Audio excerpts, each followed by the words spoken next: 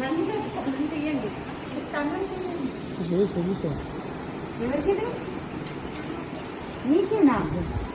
బాగుందా? నచ్చిందా? నచ్చిందా? ఈ కలర్ ఇది ఎక్కుతావా? ఇక్కడ వెనకాల మమ్మీని కూడా కూర్చోబెట్టుకోవచ్చు. అమ్మున్నా నువ్వు డోరా ఎంఎల్, ఇది నీ సైకిల్. నీకు వస్తుందా ఇది నడపడము? నచ్చిందా?